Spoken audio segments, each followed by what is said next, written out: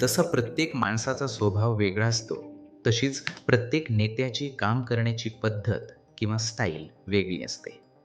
मानसशास्त्रात नेतृत्वाचे प्रामुख्याने 4 प्रकार सांगितले आहेत.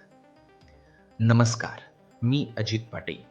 आजचा हा व्हिडिओ पाहताना तुम्ही स्वतःला तपासा, की तुमची कार्यशैली यातल्या कोणत्या प्रकारात बसते. कारण आपली शैली आपल्याला माहिती असेल, तरच आपण अधिक प्रभावीपणे काम करू शकतो. पहिली शैली आहे लोकशाही नेतृत्व. हा नेता मीपेक्षा आम्हीवर जास्त भर देतो. कोणताही निर्णय घेताना तो सर्वांना प्रक्रियेत सामावून घेतो आणि चर्चा करून मार्ग काढतो. जिल्हा परिषद किंवा पंचायत समितीसारख्या स्थानिक स्वराज्य संस्थांमध्ये हे नेतृत्व सर्वात प्रभावी ठरतं. जागतिक उदाहरण नेल्सन मंडेला, ज्यांनी सर्वांना एकत्र घेऊन रेनबो नेशन घडवलं. व्यवसाय क्षेत्र रतन टाटा, जे नेहमी कर्मचाऱ्यांच्या कल्याणाला आणि त्यांच्या मताला महत्त्व देतात. दुसरी शैली आहे हुकुमशाही किंवा निर्णायक नेतृत्व. इथे नेत्याचे शब्द अंतिम असतात. ही शैली आपल्याला नकारात्मक वाटू शकते, पण संकट काळात किंवा जिथे तातडीने कठोर बदल करायचे असतात, तिथे हे नेतृत्व प्रभावी ठरतं. स्टीव्ह जॉब्स, ॲपलचे संस्थापक, माझ्या पद्धतीनेच काम झाले पाहिजे या त्यांच्या कडक शिस्तीमुळेच त्यांनी जगात क्रांती घडवली. राजकारणातही काही वेळा तातडीच्या निर्णयांसाठी अशी कणखर भूमिका घ्यावी लागते. तिसरी शैली म्हणजे संबंधांवरती नेतृत्व.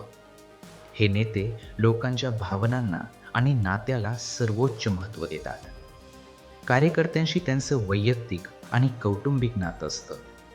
राजकारणात अशी अनेक नावं आहेत जी कार्यकर्त्यांना त्यांच्या नावाप्रमाणे ओळखतात आणि त्यांच्या सुखदुःखात धावून जातात. समाजकारणात मदर तेरेसा किंवा बाबा आमटे, ज्यांनी केवळ माणुसकीच्या आणि सेवेच्या नात्यातून एवढी मोठी संघटना उभी केली. चौथी शैली आहे उद्दिष्टांवरती नेतृत्व. यांचं पूर्ण लक्ष केवळ निकालावर असतं. काम वेळेत पूर्ण होणं हीच यांची प्राथमिकता असते. इलॉन मस्क, मंगळावर जाण्यासारखी अशक्य उद्दिष्ट वेळेत पूर्ण करण्यासाठी ते प्रसिद्ध आहेत. ई श्रीधरन, राजकीय दबावाचा विचार न करता केवळ डेडलाईन पाळून त्यांनी मेट्रोचे प्रकल्प पूर्ण केले.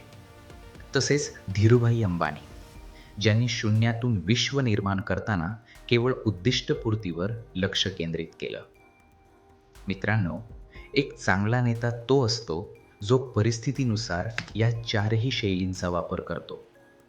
कधी आपल्याला लोकशाहीवादी व्हावं लागतं, तर कधी कठोर निर्णय घ्यावे लागतात. तुमची शैली कोणती आहे? कमेंटमध्ये नक्की सांगा. हा व्हिडिओ आपल्या राजकीय आणि सामाजिक क्षेत्रातील मित्रांना शेअर करा. पाहत रहा परिस फाउंडेशन. धन्यवाद.